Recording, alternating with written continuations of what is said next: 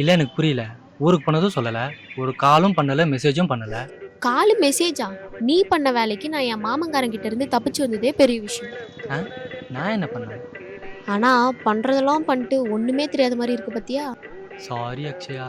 சாரிலாம் வேணாம். என்ன லவ் பண்றேன்னா என்கிட்டயே சொல்லியிருக்கலாம்ல. எதுக்கு என் மாமா கிட்ட சொன்ன? லவ்வா? நான் எப்போ உன்னை லவ் பண்ணுறேன்னு சொன்னேன்? ஓ, அப்ப அப்படி இல்லையா?